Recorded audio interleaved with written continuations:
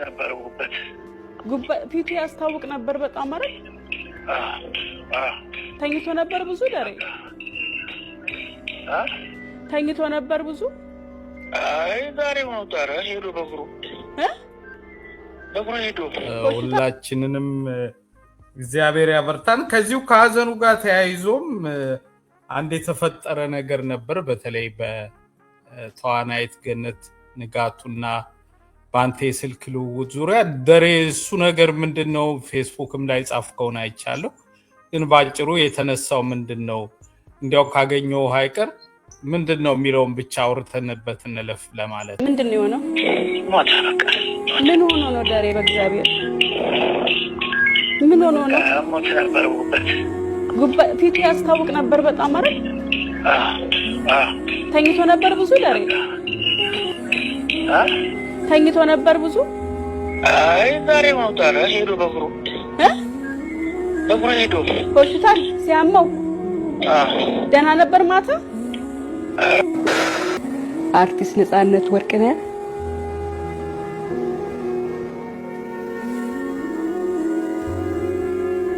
በድንገት ህይወቱን ማለፉን ሰምቼ ነው ቀረጻ ላይ ነበርኩ አቋርጬ ወደ እናንተ ይሄን ዜና ላስተላልፍ የመጣሁትና በጣም ነው የምናዝነው። አንተ ሳይነገርህ መቀረጽ ሳታውቅ ሌላስ ነገር በጣም በመጥፎ ነገር እስኪወራና ይሄ አለማሰብና ይሄ ነገር ለገንዘብ ታስቦ መደረጉ በጣም አሳስቦኛል። እኔም መልስ ሰጥቼበታለሁ። እንደ ማንኛውም መልካም ግንኙነታችን እንግዲህ አብራን ስለነበረች ሀዘኑ የት ነው ቤቱ የት ነው ምንድነው የሚደረገው ምናምን ትለኛለች በሚል እሳቤ ማውራት ያለብኝን ነገሮች ሁሉ ነው ያወራሁት። ማውራት የሌለበትም ነበረ በመሰረቱ። ግን ከስልኩ ግንኙነት አንጻር እንደዚህ አደባባይም ይሄዳል የሚል ስሜትም አልነበረም እና እንዲህ ሲደረግ በእውነት ሆዳምነት አለማሰብ ነገን አለማወቅ መማር በቃ ከንቱ መሆኑን ያሳየ ነው። ያዘንኩበት ነው። በጣም ነው ያዘንኩት።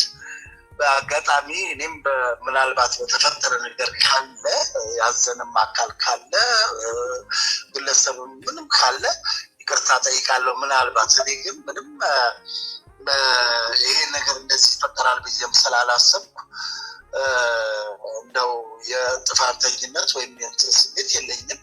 ግን ሌላው ሰው ባያደርገው ምን አይነት ዘመን ላይ ያለ ነው? እንደው ለገንዘብ ብቻ ነው በቃ እንዲህ የለፋን እየደከምን ያለ ነው ማለት ነው እንድል እንዳስብ አድርጎኛል። በእውነት የምናደርገውን ነገር እናስብ፣ የምንፈጽመውን ነገር እናስብ። ለገንዘብ ስናስብ የምንጎዳውን እናስብ፣ የምንጠቅመውንም እናስብ። ገንዘብ በጣም መጥፎ ነገር፣ ገንዘብ ለማግኘት በጎ ነገር ማድረግ እየተቻለ በመጥፎ ነገር ገንዘብ ለማግኘት መሞከር ግን ጥሩ አይደለም። ይሄ ነው የተሰማኝና በእውነት በጣም አዝኛለሁ። እንግዲህ ያለማወቅ የተፈጠረ ነገር ነው ብዬ አልልም። ገንዘብ ለማግኘት የተደረገ ነገር ስለሆነ ነው። ጥሩ አይደለም። በእውነት በመሰረቱ ጥሩ አይደለም። አርቲስት ገነት ንጋቱ በአርቲስት ደረጀ ኃይሌ ምላሽ ሰጠ። እኔ መቀረጽን አላውቅም፣ ሲበዛ ሆዳምነትና ከተማረ ሰው የማይጠበቅ ነው ሲልም ኮንኗል። አርቲስት ገነት ንጋቱ የሙያ ባልደረባ የሆነውን የአርቲስት ነጻነት ወርቅነህን ህልፈት ተከትሎ በዩቲዩብ ቻናሏ ባሰራጨችው ዘገባ ምክንያት ከህዝብ ከፍተኛ ትችትና ተቃውሞ እየደረሰባት ይገኛል። እዚህ ቪዲዮ ላይ ኮሜዲያን ደረጀ ኃይሌን በስልክ ስታነጋግረውም ታይታለች። እኔ መቀረጽን አላውቅም፣ እንደ ቀደም ወዳጅነታችን ሀዘኗን ልትገልጽ መስሎኝ ነው። ከሆስፒታል በጥልቅ ሀዘን ውስጥ ሆኜ ያዋራኋት ብልግናና ሆዳምነት ነው ስለማለቱ ኤቨንት አዲስ ጽፏል። ነጻነት ወርቅነህ ትላንት የቤተሰብ ጨዋታን መጥቶ ቀርጿል። ትላንትና ትላንት ቀርጿል። ዛሬ ራሱ ጠዋት ለባብሶ ወደ ስራ ለመሄድ ሲያስብ ነው እንግዲህ ይሄ ድንገተኛ ህልፈት የተከሰተውና በጣም አስደንጋጭ ቀን ነው። እኔ ምን እንደምል አላውቅም። በጣም ነው ያዘንኩት። ያው መረጃ መስጠት ስላለብኝ እዛው ለቅሶ ቤት ሆኜ ነው የደወልከውና ቀብሩ መቼ ሆነ ሰይፉ? ቀብሩ የፊታችን እሑድ ነው። ቅድስት ሥላሴ ካቴድራል ነው። ጠዋት 2 ሰዓት ተኩል ቦታው ላይ መገኘት እስከ 6 ሰዓት የተለያየ ዝግጅት ስላለ ነጻነት ወርቅነህን ስራዎቹን ህይወቱን የሚዳስሱ ዝግጅቶች ስነ ስርዓቶች ይኖራሉ። 6 ሰዓት ሲል ነው ስርዓተ ቀብሩ የሚፈጸመው። ባለቤቱ አሜሪካን ሀገር እንደምትኖር ይታወቃል። የተወዳጁ የኪነ ጥበብ ሰው የነጻነት ወርቅነህ ባለቤት እና ቀብሩ ወደ እስከ እሑድ የሚሆንበት ምክንያት አንድም ባለቤቱን ለመጠበቅ ነው። ስለዚህ ባለቤቱ ወጥቷ ስለምትገባ እሑድ ነው ስርዓተ ቀብሩ የሚሆነው። ምክንያቱም ከሰዓት በኋላ ታቦትም ስለሚወጣ በዚህ አጋጣሚ አጥያቂዎቹ፣ መላው ቤተሰቦቹ፣ ወዳጅ ዘመዶቹ ይህን መረጃ ልብ ሊሉ ይገባል። ምክንያቱም 6 ሰዓት ተኩል ነው ታቦት የሚወጣውና እስከ 6 ሰዓት በቅድስት ስላሴ ካቴድራል ያለው ፕሮግራም መጠናቀቅ አለበት ብለዋል የቀብር አስፈጻሚው ኮሚቴ። ታው ምናልባት ሰይፍሻ የሞቱን መንስኤ በተመለከተ ግን የተባለ ነገር አንተም የሰማኸው ነገር ይኖር ይሆን? እንግዲህ ተፈጥሯዊ አሟሟት ነው ማለት ያመው ነበረ በተለያየ ጊዜ እኛም እንደ ቤተሰብ እንደ ጓደኛ የምናውቀው ነገር አለ። ግን አሁን ደግሞ መጨረሻ ላይ ተሽሎት ነገር ነበረ። በቃ እየታገለ ነው አንዳንዴ የሚሰራው እንጂ ህመም አለ። ያ ህመም እንግዲህ በጊዜ ሂደት ይሻለው ይሆን? አንዳንዴ ይሻልህና አንዳንዴ ደግሞ ሳይሻል ይቀር የለም። ልክ እንደዛ ነገር ሆዶ በቃ እየተሻለው እኔ ተገናኝተናል። የዛሬ 15 ቀን አግኝቼዋለሁ። እኔ ለሰይፉ የቤት ቀረጻ ስገባ እሱ ቤተሰብ ጨዋታ ቀርጾ ሲወጣ እና በጣም በቃ እንደውም በቃ አማረብህ ተባብለን በቃ አማምሮበት በቃ በጣም ለየት ያለ ነገር ባይቻው የተሻለ ነው። በቃ ጥሩ ላይ ነኝ። በጣም የሚገርመው ነገር ፍሬሽማን የሚለውን ቲያትር አውሮፓ ይዘው ለመሄድ ከነ አስናቀ ጋር ተነጋግረው ወዳጁ አስናቀ ሪሄርሳል ላይ ነበሩ።